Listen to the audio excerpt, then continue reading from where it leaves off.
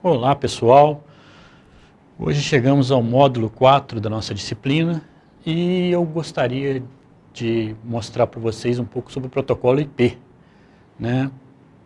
Para isso nós selecionamos alguns vídeos muito interessantes do site nick.br, que é um dos responsáveis pela internet no Brasil, e eu vou estar mostrando para vocês esses vídeos. Para começar, a gente fala um pouquinho de uma série de vídeos aí que mostra para a gente como funciona a internet, né? Primeiro ele vai estar falando sobre o protocolo IP, em sequência a gente vai entender um pouquinho mais sobre como funcionam os sistemas autônomos, que é um conceito importante para a gente na internet, o BGP e os PTTs, né? São alguns conceitos interessantes.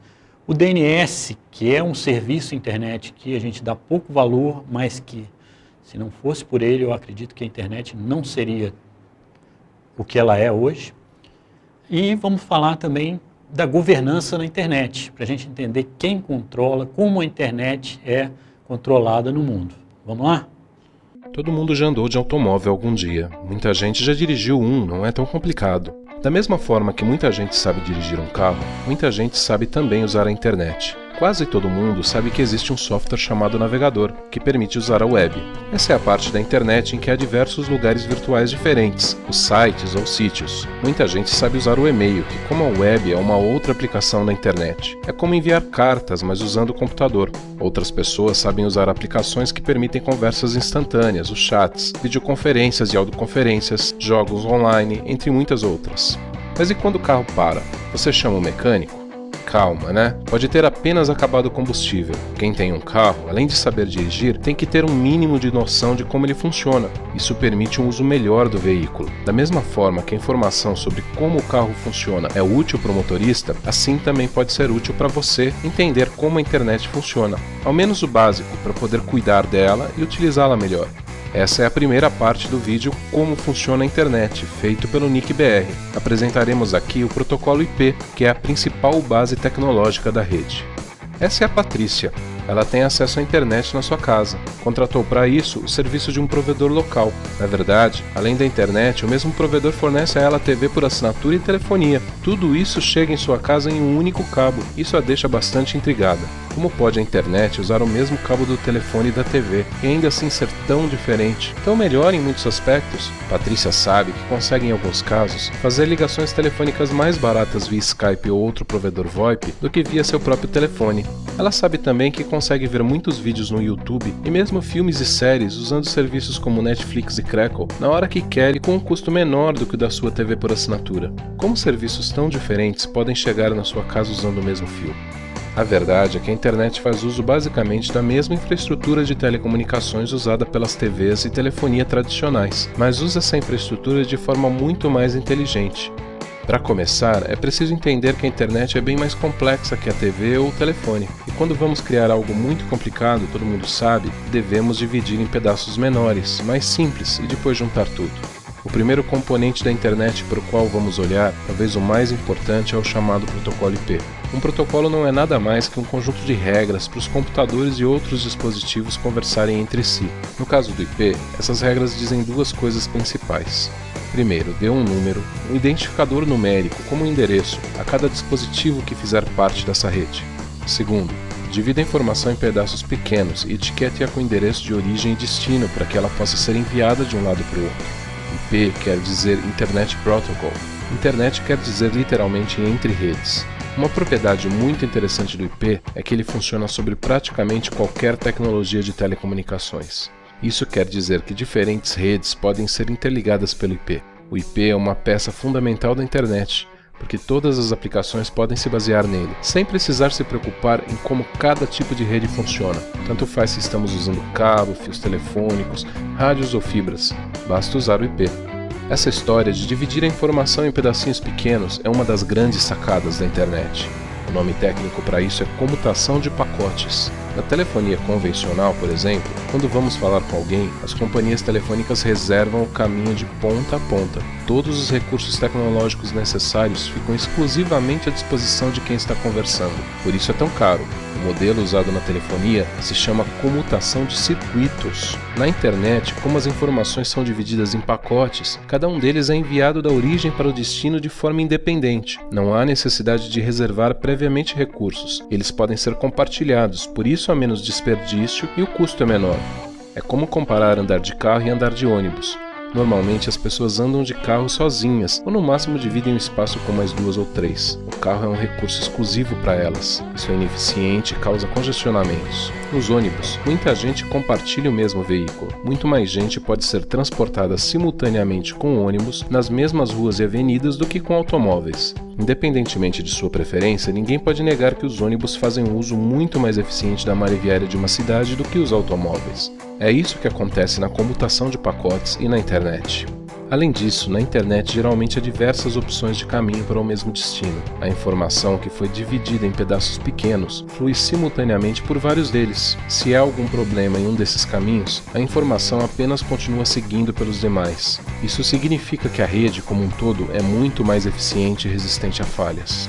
Mas não nos esqueçamos da Patrícia. Ela já entendeu que a internet não depende só dos cabos que chegam à sua casa. Há uma camada lógica que a separa do mundo das telecomunicações. Essa camada é o protocolo IP. Ela entendeu também que o endereço numérico é atribuído a seu computador e que ele é único no mundo, e que as informações são divididas em pacotes que são etiquetados com esses endereços, permitindo que achem seu destino na rede. O próximo passo é entender onde o Google, o Facebook, o Twitter, o Netflix e tudo mais que a Patrícia usa se encaixam nisso. Na segunda parte deste vídeo entenderemos como a internet é formada por milhares de redes independentes, os sistemas autônomos, como eles estão interligados e como conseguem enviar os pacotes IP uns para os outros. Até lá! Um atacante sozinho, por melhor que seja, não ganha o jogo de futebol. A colaboração é importante em nosso dia a dia. Vivemos geralmente em família, dependemos de nossos colegas de trabalho na empresa, estamos inseridos em uma sociedade. Na internet não poderia ser diferente. Esta é a segunda parte do vídeo Como a Internet Funciona, feito pelo NickBR.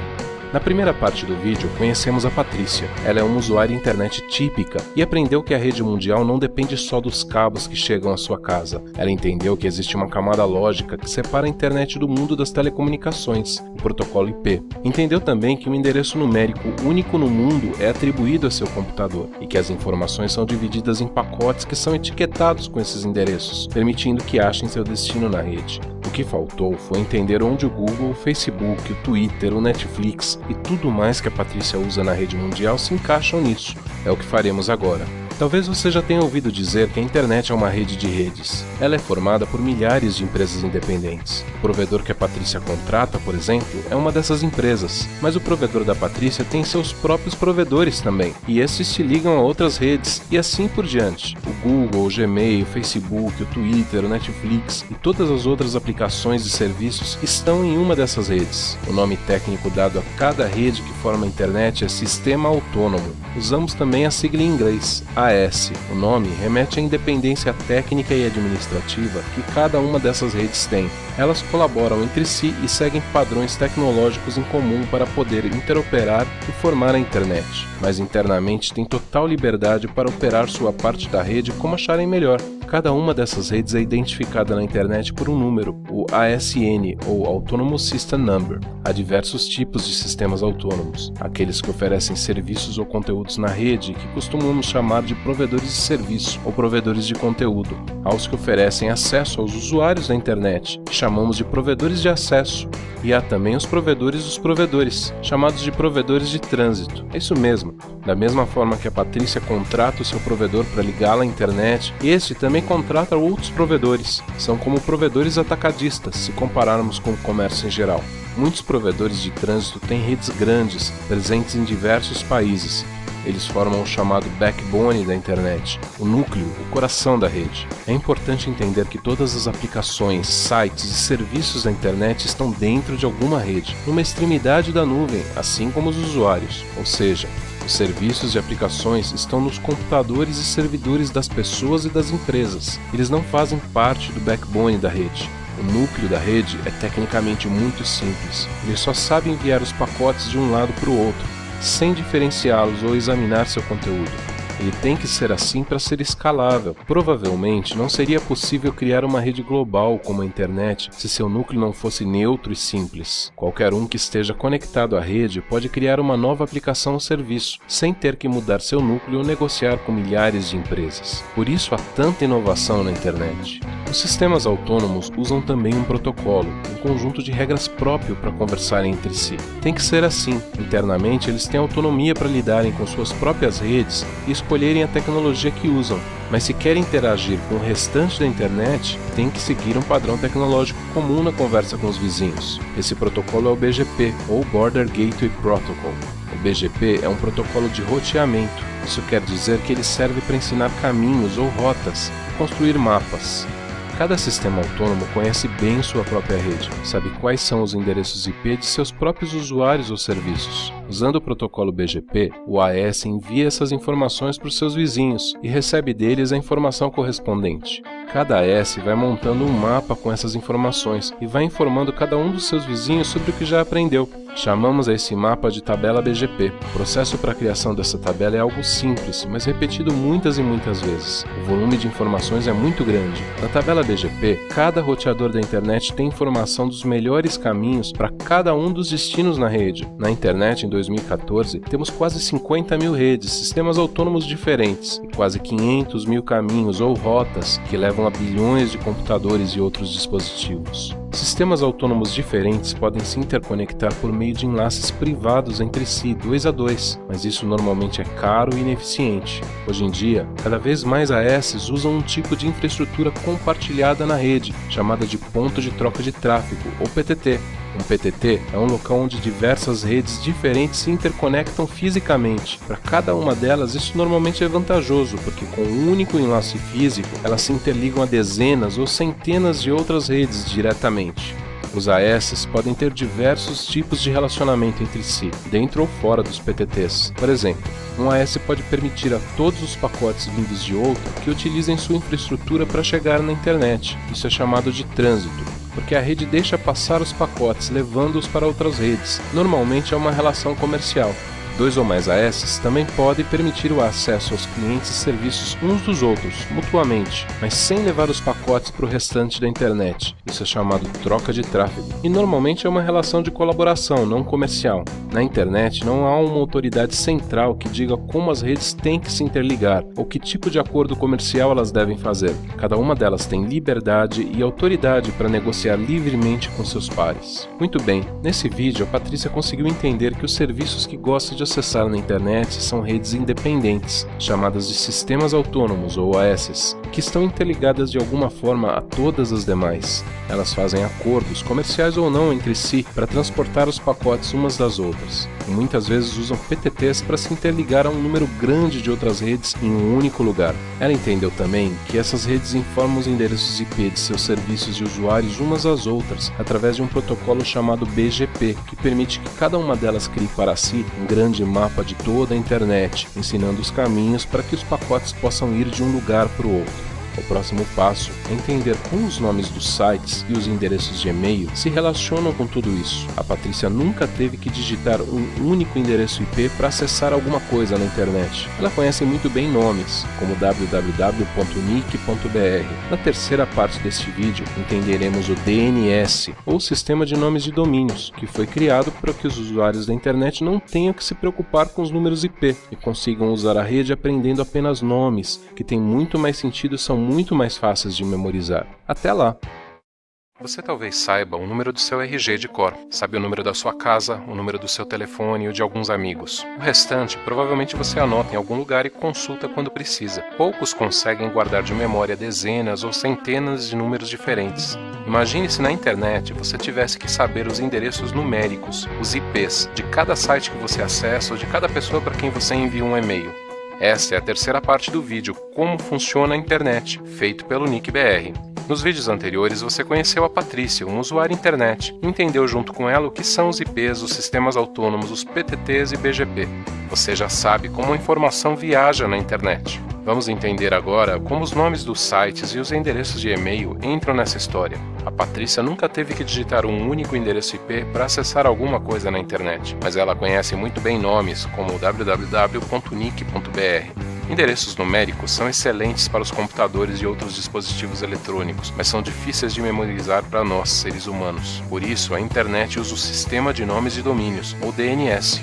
O DNS é apenas uma grande tabela que mapeia nomes fáceis de lembrar e endereços IP, que são usados efetivamente para fazer a informação ir de um lado para o outro. Mas essa tabela é grande, grande mesmo. Só de nomes brasileiros, os .br, temos em 2014 mais de 3 milhões. Para funcionar bem, essa tabela é dividida e distribuída entre muitos e muitos servidores na internet. O DNS, na verdade, é um sistema distribuído e hierárquico. Temos para começar os servidores raiz, que têm as informações sobre as principais partes em que é dividida essa tabela, esse sistema de nomes, os domínios de primeiro nível. Há dois tipos de domínios de primeiro nível, os que usam as siglas que representam os países, chamados de CCTLDs, ou Country Code Top Level Domains. São os nomes que terminam por .br para o Brasil, .pt para Portugal, etc.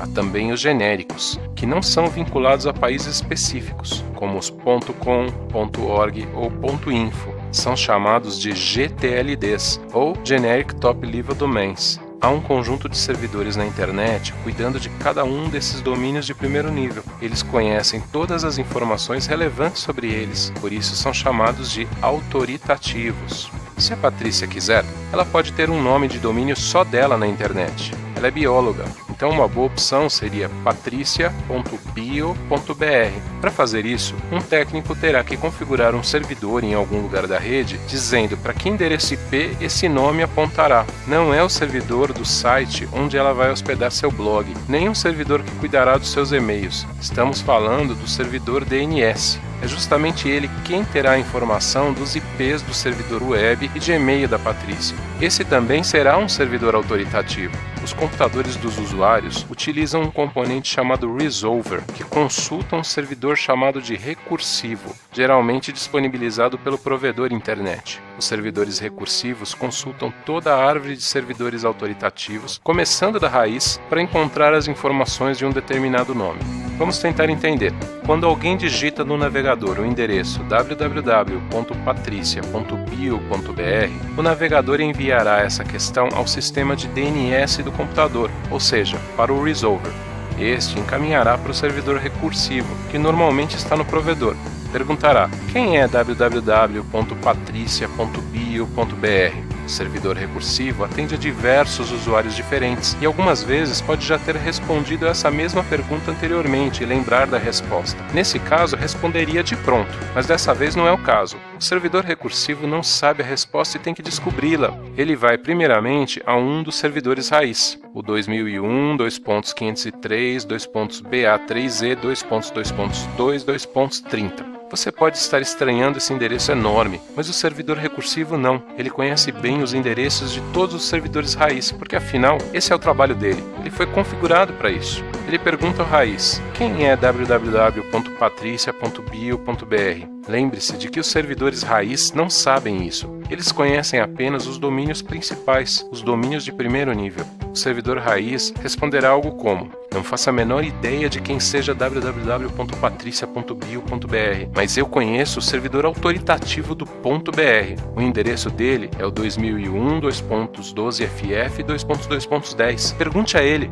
O servidor recursivo então pergunta ao autoritativo do .br: quem é www.patricia.bio.br? O autoritativo do .br também não tem essa informação. Ele responderá prestativo: não sei, mas sei quem é o autoritativo de patricia.bio.br. É o IP 2001.2.db8.cafe2.2.1. Pergunte a ele. O servidor recursivo então pergunta ao autoritativo do domínio patricia.bio.br e ele responde satisfeito. Que bom que você perguntou. O endereço de www.patricia.bio.br é o 2001.2.db8.2.5.2.2.10. O recursivo finalmente pode informar o computador do usuário sobre o endereço procurado e o navegador web finalmente pode enviar os pacotes para acessar a página. É isso que acontece todas as vezes que acessamos uma página web ou enviamos um e-mail. Os nomes que usamos são sempre traduzidos para endereços por meio de consultas a diversos servidores do DNS. Na verdade, quando você usa o registro.br e cria um nome .br para você ou para sua empresa, o servidor autoritativo para o seu domínio já está incluído no serviço. Isso nem sempre é verdade, por exemplo, para serviços que permitem o registro de domínios genéricos, como .info ou .com. Vale dizer também que com o domínio .br você ajuda a financiar muitas atividades e projetos do Comitê Gestor da Internet no Brasil e do NIC-BR, que beneficiam de diversas formas a internet no país. A Patrícia ficou bem contente por entender um pouco mais sobre como a internet funciona e acha que isso vai ajudá-la a utilizar a rede de uma forma ainda melhor. Espero que tenha sido útil para você também. O que está deixando ela intrigada agora é como tudo isso é controlado, quem define esses protocolos, quem coordena o sistema de nomes, quem controla os números IP, como isso tudo surgiu e quem está cuidando para que continue tudo funcionando e evoluindo. Mas isso é um assunto para outro vídeo. Fique atento aos vídeos do NIC-BR no canal NIC-BR Vídeos do YouTube.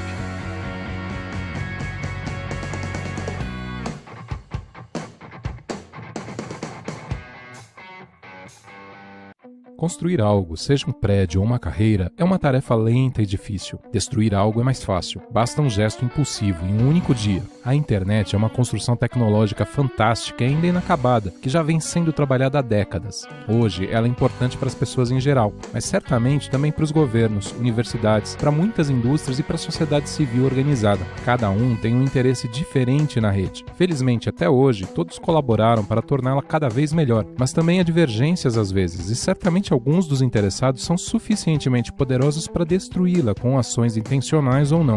A internet é certamente algo que vale a pena preservar. Quem está cuidando para que ela continue funcionando e se desenvolvendo? Quem é o responsável pela coordenação, pela governança da internet? Este é o vídeo Como Funciona a Internet, parte 4, feito pelo NIC-BR.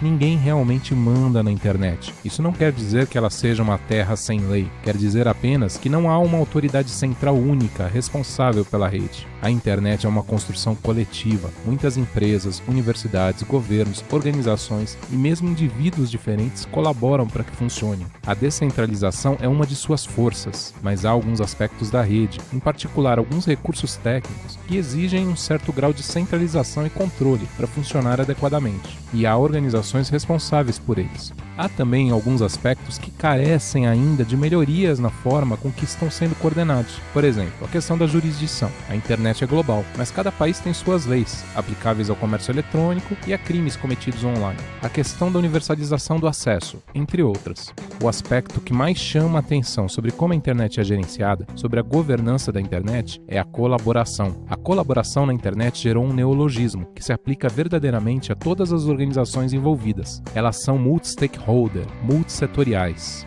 A forma como estão representados os setores interessados em participar das decisões pode variar conforme o interesse gerado pelo tema e recurso que está sendo gerenciado, e isso é muito saudável. Assim, os fabricantes de equipamentos, operadores de redes e acadêmicos são geralmente os que têm maior interesse nas decisões sobre os padrões tecnológicos, mesmo havendo participação livre de todos os demais setores. Os provedores de internet e outros usuários de endereços IP são os mais envolvidos na discussão das regras que definem como distribuí-los. Governos, comunidades e registradores de domínios participam intensamente dos fóruns que discutem a criação de uma forma de gestão de novos domínios genéricos. De forma geral, entretanto, embora haja especializações, as organizações envolvidas na governança da internet permitem e facilitam a participação direta de qualquer indivíduo, organização ou governo interessados ou afetados pela questão.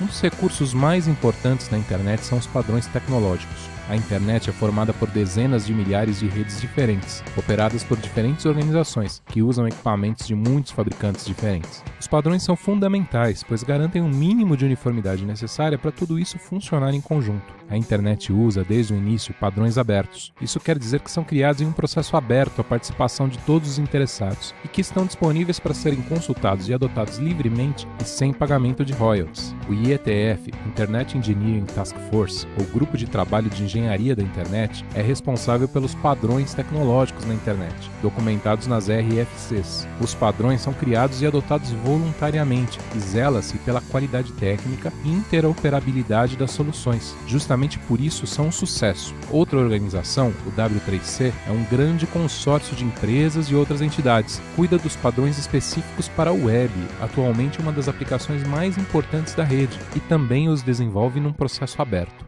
Os endereços IP e outros números, como os ASNs, usados no roteamento de pacotes entre as redes, também têm que ser gerenciados cuidadosamente, porque devem ser únicos globalmente. Desde os primórdios da internet existiu a IANA, ou Internet Assigned Numbers Authority, com a função de cuidar disso. Atualmente, a IANA funciona como uma espécie de controle central de números, mas toda a distribuição e definição de regras é feita por organizações regionais, chamadas RIRs, Regional Internet Registries, como é o caso do LACNIC, na região da América Latina e Caribe, ou organizações nacionais, como é o caso do NIC-BR no Brasil.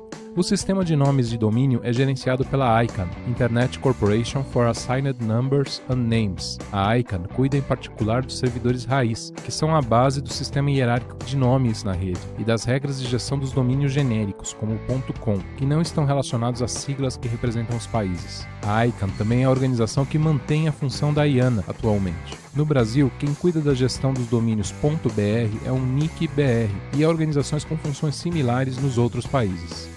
Existe um fórum internacional organizado sob os auspícios da ONU, mas também um modelo multi-stakeholder para discutir todas as demais questões e o próprio processo de governança, de coordenação da internet. É o IGF, ou Internet Governance Forum. Há reuniões anuais abertas e um processo de preparação e discussão organizado em torno delas mais ou menos contínuo. Contudo, não é um ambiente em que são tomadas decisões ou realizados acordos formais, mas somente um espaço para o diálogo. No Brasil, o Comitê Gestor da Internet é o responsável por estabelecer diretrizes estratégicas relacionadas ao uso e ao desenvolvimento da rede. É um conselho multi-stakeholder e a maior parte das ações que propõe são executadas pelo NIC-BR, que funciona como uma espécie de braço executivo para o CGI-BR. O modelo brasileiro tem sido visto internacionalmente como um exemplo de sucesso para a coordenação da internet em âmbito nacional. Muito embora a internet esteja indo muito bem e a maior parte de seus aspectos técnicos estejam muito bem coordenados atualmente, busca-se melhorias na gestão das demais facetas da rede. Como garantir na internet a liberdade de expressão e de associação? Como garantir a privacidade, a acessibilidade, a liberdade de informação, o estímulo ao desenvolvimento, a diversidade cultural e linguística? Como garantir que a internet continue sendo única, uma só rede global? Como garantir a segurança e a estabilidade da rede, um ambiente criativo e propício à inovação? Não se sabe exatamente qual será a solução, mas certamente é desejável manter o que está dando certo, que isso seja feito por organizações multi-stakeholder, abertas, participativas, com decisões por consenso, transparentes, responsáveis, inclusivas, igualitárias, distribuídas, colaborativas, acessíveis e ágeis. Saiba mais sobre internet e redes acessando o canal NIC-BR Vídeos do YouTube.